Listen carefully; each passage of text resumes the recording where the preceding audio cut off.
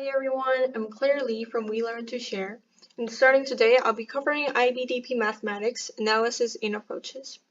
Today I'll be introducing a basic idea of what IB Math AA is, and some prior and basic knowledge that you might need to know before going right into IBDP Math.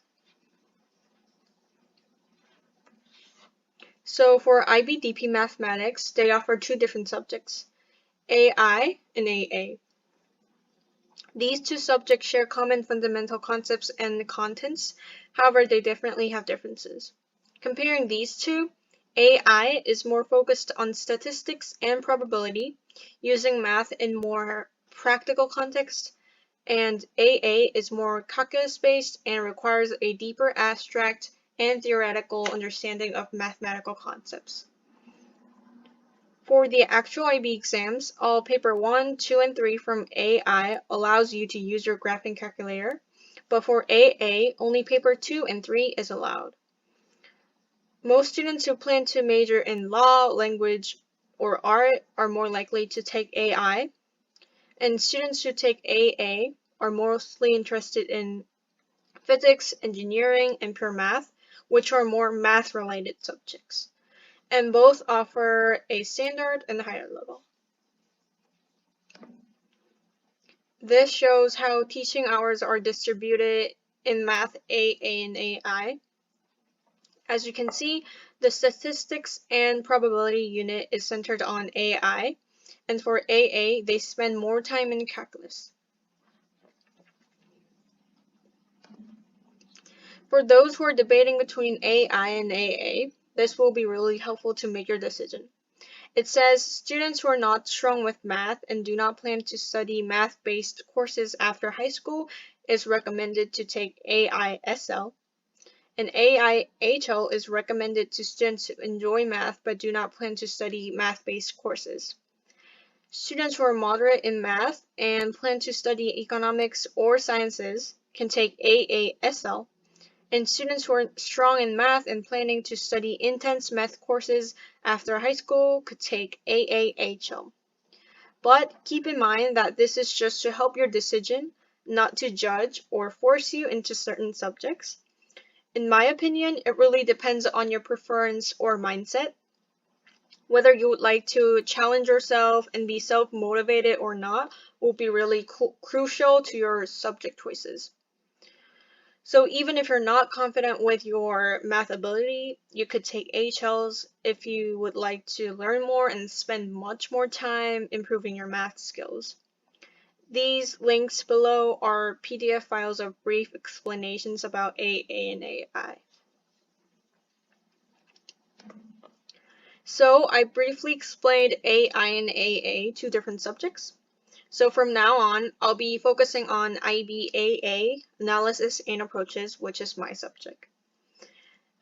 These are the contents that IB requires to cover during the course. 5 topics and concepts written in bold text are for both SL and HL. And other than that are only covered if you choose to take HL.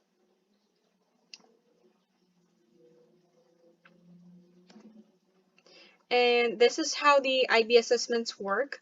SL requires papers 1 and 2, both 80 marks. HL requires paper 1, 2, 110 marks, and paper 3 with 55 marks. Paper 1 is without your graphing calculator, and the internal assessment counts for 20% of your final score. So for the mark scheme, each question has a certain amount of marks, and that should be considered as minutes that you'll spend on the question. So if the question carried 8 marks, you should only spend 8 minutes on that one question. This is how IB works, and the most important thing is to getting used to touch base on every question even if you're not able to finish it. Also, IB gives both method marks and answer marks, which means if you had an addition error but still used the correct method, you'll receive method marks. Although if you don't have an accurate method but somehow ended up with the correct answer, you'll not be receiving both method and answer marks. To shortly explain what internal assessment is, Internal assessment is basically an individual exploration, which is compulsory for both SL and HL students. Internal assessment enables students to pursue their personal interests without time limitations and other constraints. It is evaluated in 5 criteria: presentation, mathematical communication, personal engagement, reflection, and use of mathematics. In the exam, you'll be able to use your formula booklet. This formula sheet is what our math teacher gave us, and I personally think it is well organized on one page, but it doesn't contain detailed explanations for concepts, so make sure to completely comprehend and understand all the concepts covered throughout the course.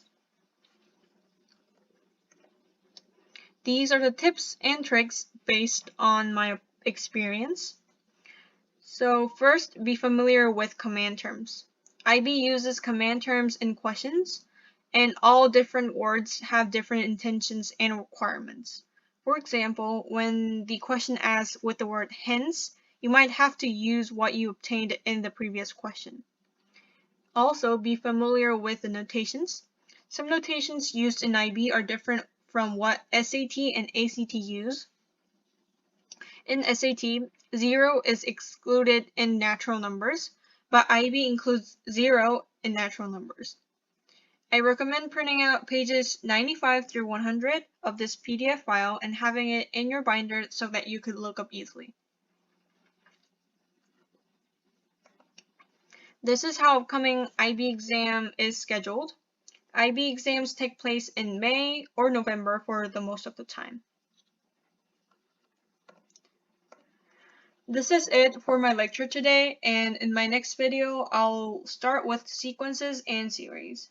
If you have any questions, you could visit our website or leave a comment below.